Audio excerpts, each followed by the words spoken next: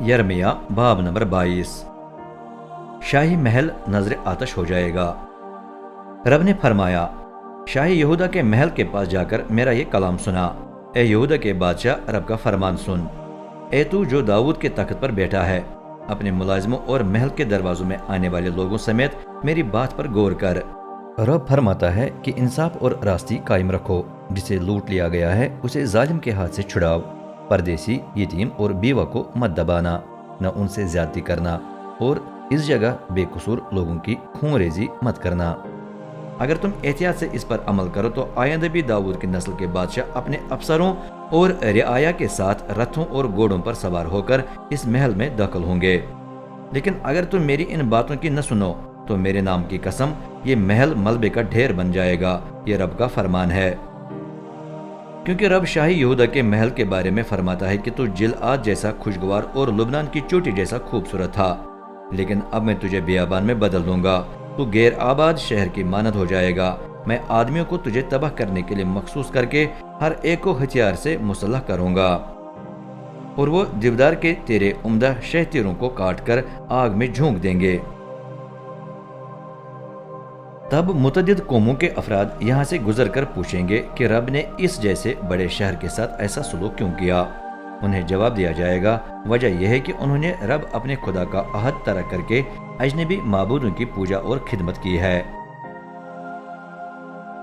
यहो आखज बादशाह वापस नहीं आएगा, इसलिए गुरिया व जारी न करो कि योसिया बादशाह कूच कर गया है, बल्कि उस पर मातम करो जिसे जलावतन किया गया है, क्योंकि वो कभी वापस नहीं आएगा, कभी अपना वतन दोबारा नहीं देखेगा। क्योंकि रब योसिया के बेटे और जानिशीन सुलूम यानी यो आखज के बारे में फरमाता है, यो आखज यहाँ से चला गया है और कभी वापस नहीं आएगा। जहाँ उसे गिरफ्तार करके पहुँचाया गया है वहीं वो वफात पाएगा। वो ये मुल्क दोबारा कभी नहीं देखेगा। यहोयाकीम पर इल्जाम। यहोयाकीम बादशाह पर अफसोस जो नाजायज तरीके से अपना घर तामीर कर रहा है, जो नाइंसाफी से उसकी दूसरी मंजिल बना रहा है, क्योंकि वो अपने हमवतनों को मुफ्त में काम करने पर मजबूर कर रहा है और उन्हें उनकी मेहनत का मुआवजा नहीं दे रहा। वो कहता है, मैं अपने कशादा महल बनवा लूंगा जिसकी दूसरी मंजिल पर बड़े बड़े कमरे होंगे। मैं घर में बड़ी खिड़कियां बनवाकर दीवारों को देवदार की लकड़ी से ढांप दूंगा। इसके बाद मैं उसे सुर्ख रंग से आरास्ता करूंगा। क्या देवदार की शानदार इमारतें बनवाने से यह साबित होता है कि तू बादशाह है? हरगिज नहीं। तेरे बाप को भी खाने पीने की हर चीज मयसर थी, लेकिन उसने इसका ख्याल किया कि इंसाफ और रास्ते कायम रहे। नतीजे में उसे बरकत मिली। उसने तवज्जो दी कि गरीबों और जरूरतमंदों का हक मारा न जाए, इसलिए उसे कामयाबी हासिल हुई। रब फरमाता है, जो इसी तरह जिंदगी गुजारे वही मुझे सही तौर पर जानता है। लेकिन तो फर्क है, तेरी आंखें और दिल नाजायज नफा कमाने पर तुले रहते हैं। न तो बेकसूर को कत्ल करने से, न जुल्म करने या जबरन कुछ लेने से झिझकता है। चनाचे रब यहूदा के बादशाह यहोयाकीम बिन योसिया के बारे में फरमाता है, लोग उस पर मातम नहीं करेंगे कि हाय मेरे भाई, हाय मेरी बहन, न वो रोकर कहेंगे हाय मेरे आका, हाय उसकी शान जाती रही है। इसके बजाय उसे गधे की तरह दफनाया जाएगा। लोग उसे घसीटकर बाहर यरूशलेम के दरवाजों से कहीं दूर फेंक देंगे। यहोयाकीन बादशाह को दुश्मन के हवाले किया जाएगा। ए यरूशलेम, लुबनान पर चढ़कर जारो कितार रो, बसन की बुलंदियों पर जाकर चीखें मार, इबारिम के पहाड़ों की चोटियों पर आवाजारी कर, क्योंकि तेरे तमाम आशिक पाश पाश हो गए हैं। मैंने तुझे उस वक्त आगाह किया था जब तू सुकून से जिंदगी गुजार रही थी, लेकिन तूने कहा मैं नहीं सुनूंगी। तेरी जवानी से ही तेरा यही रवैया रहा।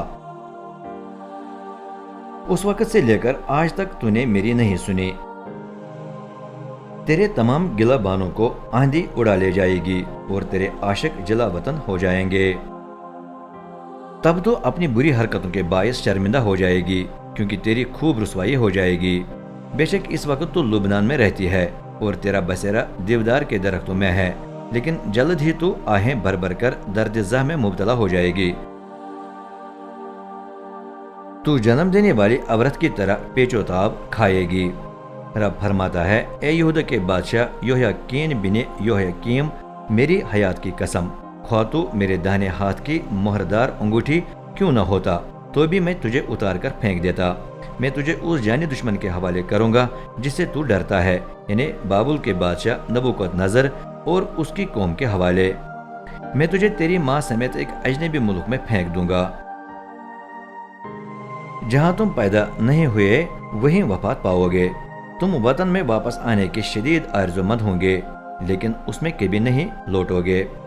लोग एतराज़ करते हैं, क्या ये आदमी योह्याकीन वाकई ऐसा हकीर और टूटा फूटा बर्तन है जो किसी को भी पसंद नहीं आता? उसे अपने बच्चों समेत क्यों जोर से निकाल कर किसी नामालूम मुल्क में फेंक दिया जाएगा? ए मुल्क, ए मुल्क, ए मुल्क, रब का पैगाम सुन।